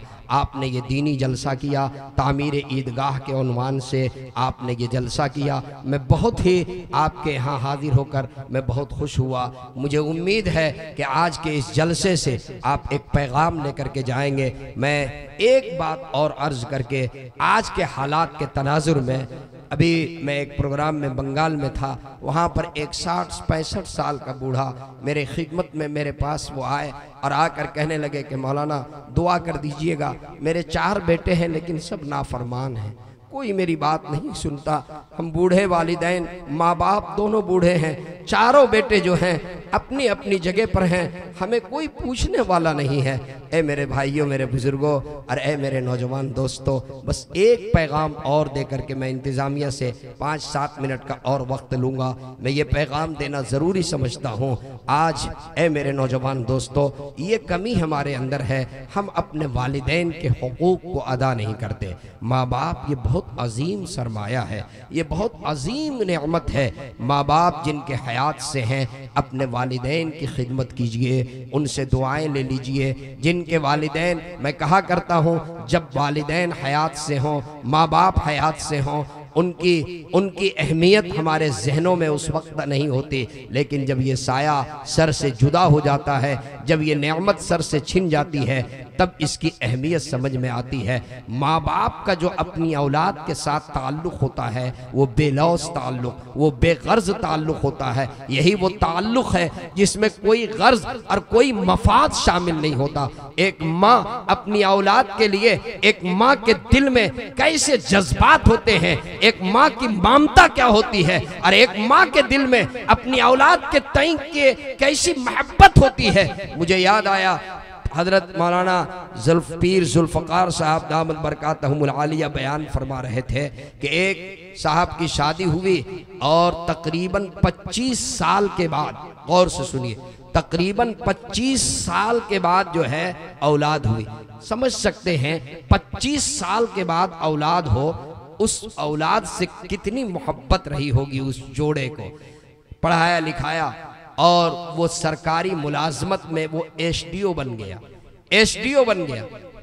बाप माँ से कहा कि अम्मी अब मेरा रिश्ता कर दीजिए, मेरी शादी कर दीजिए, मेरा निकाह कर दीजिए। माँ ने कहा बेटा रिश्ता तलाश करो। पसंद का रिश्ता तलाश किया, शादी हो गई। शादी होने के बाद चूंकि वो गांव के रहने वाले थे, चंद दिनों के बाद बेगम ने कहा कि मैं यहाँ पर नहीं रह सकती, यहाँ बिजली का इंतज़ाम नहीं है, यहाँ पानी का इंतज़ाम नहीं है, यहाँ पर और कोई सहूलत नहीं है। माँ ने कहा बेटा सही कह रही है, ये शहर की रहने वाली है, इसे लेकर के जाओ और जो तुम्हें सरकारी रहाइश मिली है वहीं पर अपने बच्चे को, वहीं पर अपनी बीवी के साथ, वहीं पर तुम जिंदगी गुजारो। वक्त गुजरता रहा, गुजरता रहा। एक दिन सऊदी अरब से एक वैकेंसी आई, उन्होंने अपने वालिदैन से इजाजत ली, अब्बा अगर आप इजाजत दे दें मैं इंटरव्यू दे दूं, अगर पास हो जाऊं तो मैं सऊदी मुलाजमत के लिए चला जाऊं। कहा बेटा बहुत अच्छी बात है, कौन बाप नहीं चाहता, कौन माँ नहीं चाहती। इंटरव्यू दिया, पास हो गया। जाते हुए वालिदैन ने कहा कि बेटा तन्हा ना जाओ, अपनी बेगम को साथ लेकर के जाओ। अपनी बीवी को साथ लेकर के जाओ और सुनो मेरे बेटे, जिस मकाम पर तू जा रहे हो वो बड़ा मुकद्दस मकाम है, वहीं पर मक्का मुकर्रमा भी है, वहीं हरम पाक भी है, वहीं मदीना मनव्वरा भी है। जब जब तुम्हें मौका मिले तो तू उम्रे के लिए भी जाना, हर हज का महीना आ जाए तो तुम हज भी कर लिया करना, प्यारे आका सल्लल्लाहु अलैहि वसल्लम के रोजे पे सलाम पढ़ने के लिए भी जाना। नसीहत करके रवाना कर दिया। वो दोनों जोड़े सऊदी अरब चले गए। 1 साल 2 साल 3 साल ही नहीं, तकरीबन 13 साल तक के वो सऊदी में मुलाजमत करते रहे। मामूल बना लिया, उम्रे का मौका होता जब जब वक्त मिलता उम्रे के लिए भी जाते, और हज का महीना आता तो वो हज भी करते। इत्तिफाक से ये जब जब उन्होंने हज किया, हज के अरकान अदा करने के बाद, तवाफ़े ज़ियारत के बाद, वो नौजवान कहता है कि जिस दिन आखिरी हज का रुकन अदा करता और उसी दिन जो है रात को ख्वाब में मैं ये देखता कोई आने वाला कह करके ये चला जाता आकर के कि तेरा एक भी हज कबूल नहीं, कोई हज तुम्हारा कबूल नहीं, 13 हज किए कोई हज कबूल नहीं। जब 13वीं हज में ये ख्वाब देखा तो वो मताफ में एक तरफ खड़ा होकर के वो खूब रोने लगा, गिड़गिड़ा करके खूब रोने लगा। एक अल्लाह वाले का गुजर हो रहा था, देखा कि ये नौजवान रो रहा है, पूछा क्यों रो रहे हो? कहा असल बात ये, वाकया सुनाया कि ये 13वां साल है, हर साल हज करता हूँ, हज के अरकान अदा करने के बाद ख्वाब में कोई आकर ये कह जाता है कि तेरा हज कबूल नहीं। पूछा अल्लाह वाले तो पहचान लेते हैं। कहा कि बताओ तुम कहाँ के रहने वाले हो? कहा फला मुल्क के रहने वाले। तुम्हारे वालिदैन हयात से हैं कि हयात से हैं? कितने दिनों से मुलाकात नहीं हुई? कि 13 साल हो गए। कहा जल्दी से टिकट लो और अपने मुल्क जाओ, अपने वालिदैन की खिदमत के लिए मुलाकात करके फिर वापस आओ। फौरन टिकट का इंतजाम किया और मुख्तसर ये है कि जब वो अपना मुल्क पहुंचा और अपने गांव के सरहद में दाखिल हो रहा था तो एक चाय के होटल में वो चाय पीने के लिए रुका। एक 9 साल का बच्चा वहां पर सामने मिला। उस 9 साल के बच्चे से उसने दरियाफ्त किया, अपने वालिद का नाम लेकर के पूछा, ये बताओ फला मियाँ को जानते हो? कहा कि हाँ जानता हूँ। बताओ उनका क्या हाल है? चूंकि 13 साल तक कोई खबर तक नहीं लिया था। तो उस 9 साल के लड़के ने कहा कि उसकी आज से तकरीबन 6 माह पहले उसका इंतकाल हो गया।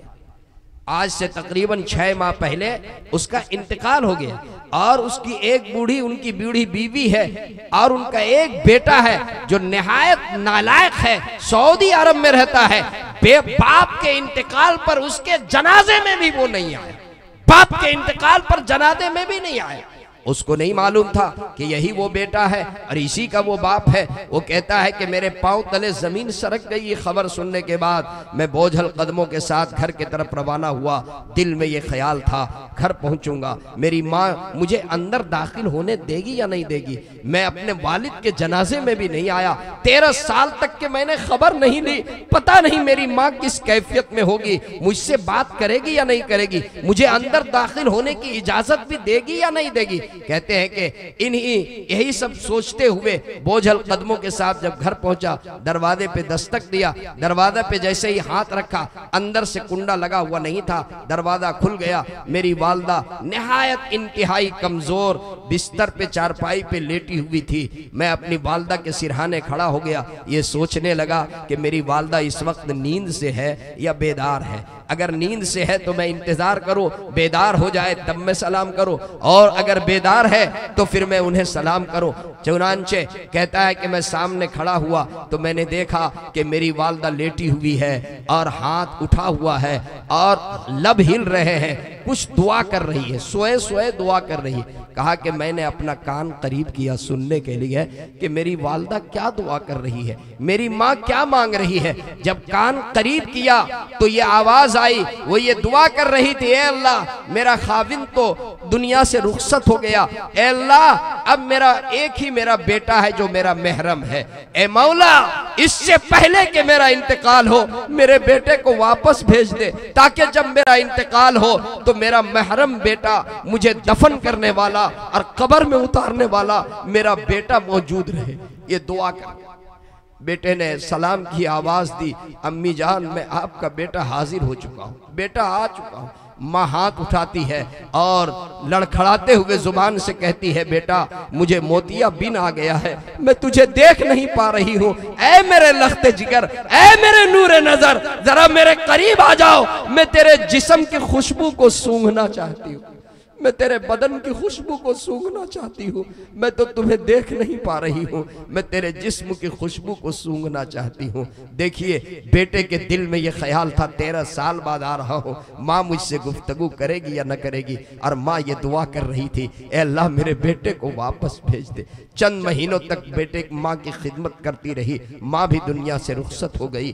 तदफीन के बाद फिर वापस जब सऊदी अरब गए, हजरत पीर साहब फरमाते हैं कि फिर दूसरे साल हज का मौका आया और हज के लिए वो रवाना हुआ। और जब हज का अरकान अदा कर लिया, हज के अरकान अदा करने के बाद उस साल उसने ख्वाब देखा कि ऐ शख्स, न सिर्फ ये कि तेरा इस साल का हज कबूल हुआ, बल्कि इससे पहले जो तुमने हज किए वो सब हज अल्लाह ने कबूल।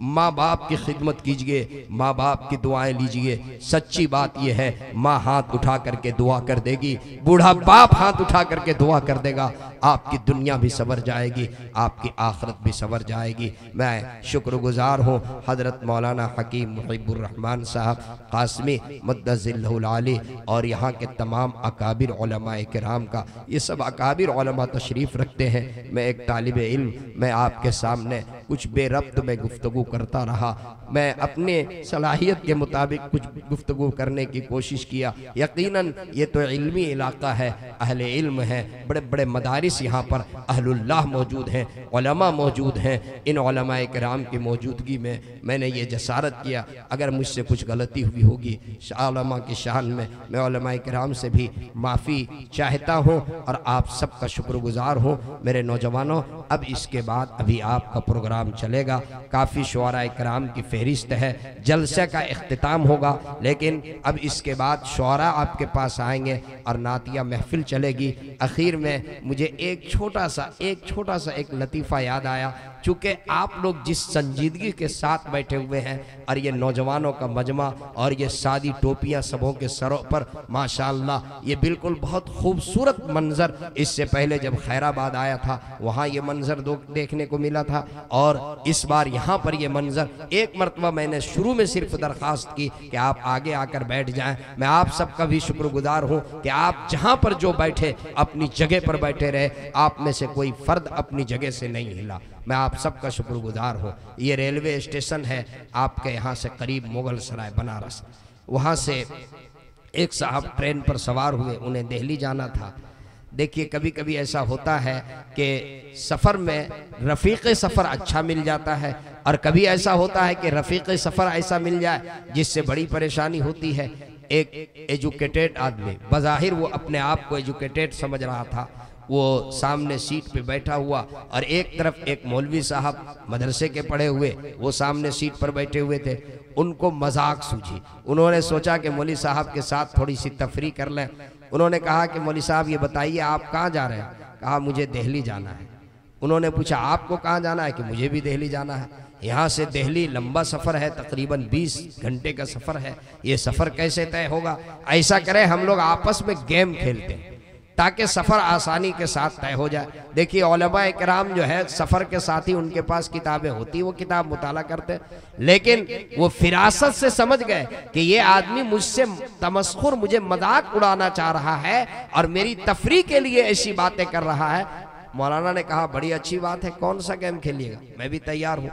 कहा कि मेरे जहन में ये गेम है कि मैं आपसे एक सवाल करूँ, आप उसका जवाब दें, फिर आप मुझसे सवाल करें, मैं उसका जवाब दूं। ये सिलसिला चलता रहेगा, सफ़र भी तय हो जाएगा। और सुनिए, ज़ाब्ता ये होगा कि आप मुझसे सवाल करें, मैं उसका जवाब दूं। अगर जवाब ना दे सकूं तो 200 रुपये फ़ाइन दूंगा। जवाब ना दे सकूं तो कितना फ़ाइन दूंगा हजरत? 200।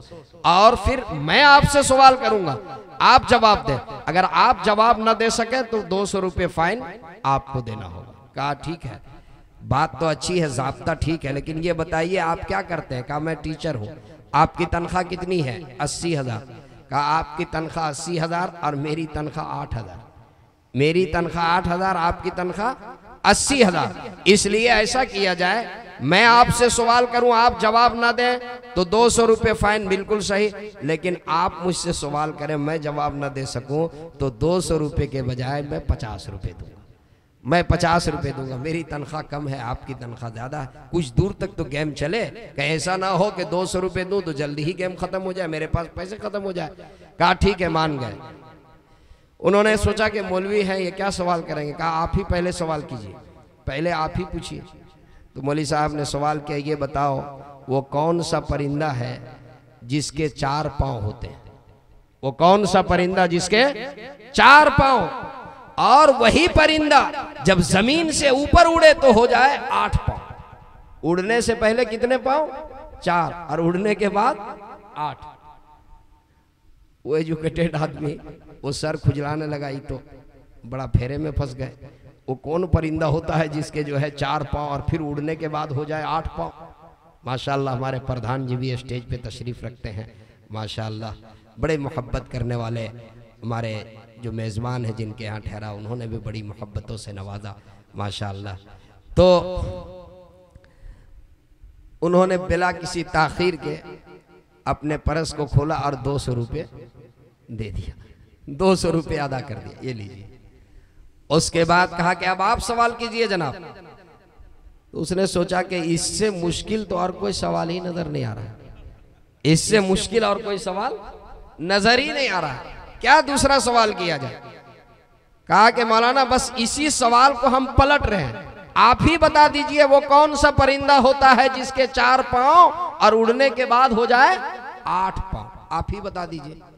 तो मौलाना ने 1 सेकंड ताखीर नहीं की, 1 लम्हा बिला तवक्कुफ बिला ताखीर किए हुए वो जो 200 रुपये दिया था उसी से 50 रुपये फौरन वापस कर दिया, फौरन 50 रुपये वापस कर दिया, ये लीजिए।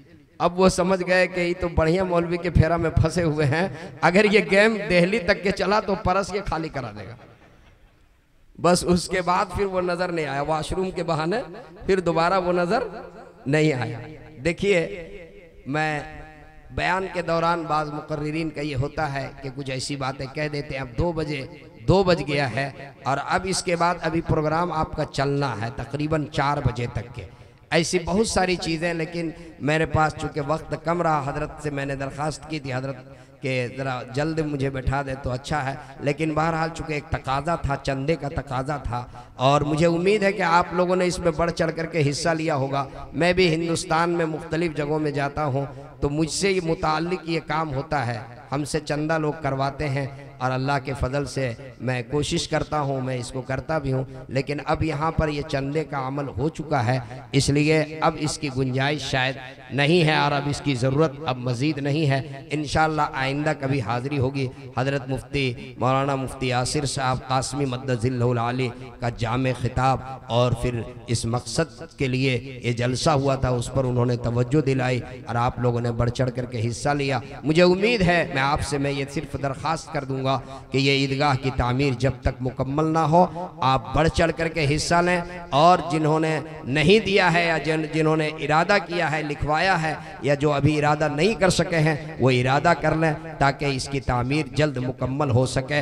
अल्लाह रब्बुल इज़्ज़त आप सब की हम सब की हाज़िरी को कबूल फरमाए। वमा तौफ़ीक़ी इल्ला बिल्लाह व आखिर दावाना अनिल हम्दुलिल्लाहि रब्बिल आलमीन। जिस दौर पे नाज़ा थी दुनिया वो ज़माना भूल गए, गैरों की कहानी याद रही, अपना फसाना भूल गए, मुँह देख लिया आईने में पर दाग न देखे सीने में, जीने को जी लगाया ऐसा मरने को मुसलमान भूल गए। और तकबीर तो अब भी होती है मस्जिद की फ़िज़ा में ए अनवर, जिस ज़र्ब से दिल हिल जाते थे वो ज़र्ब लगाना भूल गए। वमा तौफ़ीक़ी इल्ला बिल्लाह।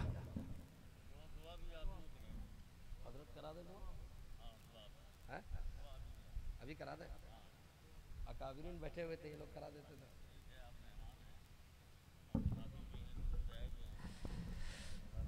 दरूद शरीफ पढ़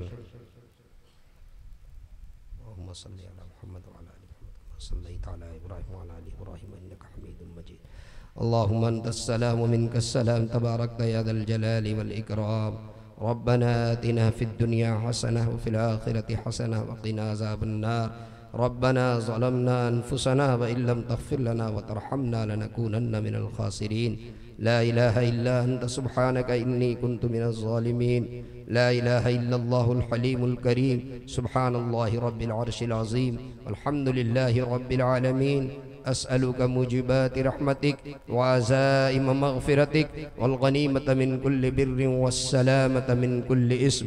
ला तदअ लना ज़म्बन इल्ला गफ़रतह वला हम्मन इल्ला फ़र्रजतह वला मरीज़न इल्ला शफ़ैतह वला दैनन इल्ला क़ज़ैतह वला हाजतन मिन हवाइजिद दुनिया वल आखिरह हिय लक रिदन इल्ला क़ज़ैतहा या अरहमर राहिमीन या राहिमल मसाकीन या हय्यु या क़य्यूम या इलाहुल आलमीन। हम सब के गुनाहों को माफ़ फरमा या अल्लाह, हमारी लग़ज़िशों को माफ़ फरमा या अल्लाह, हमारे सय्यात को हसनात से मुबद्दल फरमा या अल्लाह, हम सब पे रहम का, करम का, फ़ज़ल का, आफ़ियत का मामला फरमा या अल्लाह। आज के इस जलसे को बेहद कबूल फरमा या अल्लाह। जिस मकसद के लिए इस जलसे का इनेकाद हुआ ए अल्लाह, उस मकसद की तकमील फरमा या अल्लाह। ये तामीर ईदगाह ए अल्लाह, इसके लिए गैब से असबाब मुहैया फरमा या अल्लाह। इस तामीर की तकमील के गैब से असबाब मुहैया फरमा या अल्लाह। जिन्होंने इसके लिए ताउन किया, जिन्होंने नाम लिखवाया, जिन्होंने इरादा किया ए अल्लाह, सबके देने को कबूल फरमा ए अल्लाह। सबकी कुर्बानियों को कबूल फरमा ए अल्लाह। सबकी मेहनतों को कबूल फरमा या अल्लाह। इस जलसे के कराने में ए अल्लाह, जिन्होंने जान माल की कुर्बानियाँ दी ए अल्लाह, जिन्होंने मेहनतें की ए अल्लाह, सबकी कुर्बानियों को कबूल फरमा, सबकी मेहनतों को कबूल फरमा ए अल्लाह। पूरे आलम इस्लाम के मुसलमानों की परेशानियों को दूर फरमा ए अल्लाह। हमारे मुल्क में बिलखुसूस ए अल्लाह अमन और सलामती अता फरमा ए अल्लाह। ए अल्लाह, मुल्क की हिफाजत फरमा ए अल्लाह। ए अल्लाह, अमन और सलामती अता फरमा ए अल्लाह। हवादिसात से, नागहानी हादसात से अल्लाह हिफाजत फरमा ए अल्लाह। जहाँ कहीं मुझ परेशान हाल है हमारे भाई ए अल्लाह, उनकी परेशानियों को दूर फरमा ए अल्लाह। जो बीमार है उनको शिफा अता फरमा ए अल्लाह। जिन्होंने दुआओं के लिए कहा है ए अल्लाह, जिनका हम पर हक है